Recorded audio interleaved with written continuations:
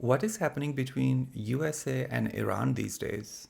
So, from what I read from the media, the United States attacked with Israel, Iran, with a lot of force, especially from the air. And of course, on the first night of that attack, they killed Ayatollah Khomeini, the leader of the Iranian Republic. Is he the same guy who was very strict for the human rights? Means women were not even allowed to go out for without hijab, and if they go, they have to go to the jail or something like that. And for gays as well, to hang them till death. He was the same guy who was the main force behind that, right? If I'm not mistaken. Yeah, he was a guy who was at the head of this regime. He was basically the guy who called the shots in that regime and told people how to run the country. And especially those kind of rules and those kinds of understanding about religion came from him because he was the highest leader in this state. Okay. But still, of course, war is never the answer because I think so many times as humanity we have learned that war brings nobody good, and so many innocent people are also dying in this war and always have been in any war.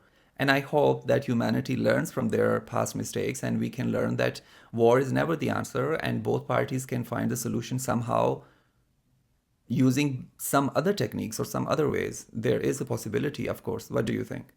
Yeah, I also think war is rarely the answer, almost never, because it takes so many lives. It destroys so many people's livelihoods, homes, the places where they live, the places where they go to work. It's like it destroys everything they need to live and everything a good society needs. And then, of course, the economy, which keeps them alive by giving them jobs and giving them a salary so they can buy what they need to live.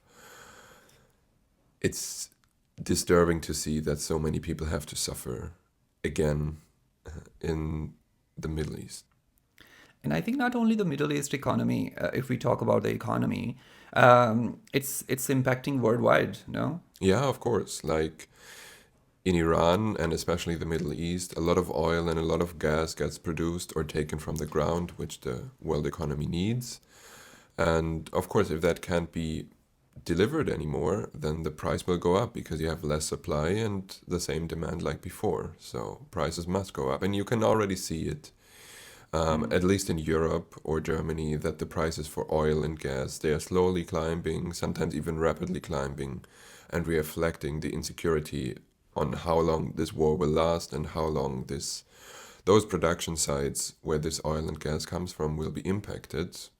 And yeah, we can already see that. And it's impacting airline industry as well, like big time.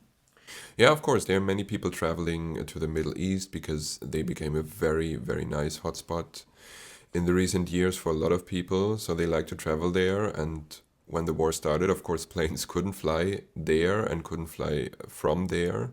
So still, there are so many people, like hundreds of thousands of people stuck there because they can't get out. And Western countries, basically all the countries in the world who have people stuck there, now have to fly there with special airplanes to get them out of the situation. And yeah, it's just so much preventable chaos.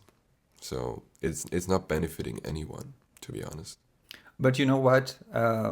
I always say this about chaos that, of course, chaos is never good. And especially when it's happening, it feels so bad. But most of the times, something good comes out of the chaos in the end. So I hope something good comes out of this chaos as well.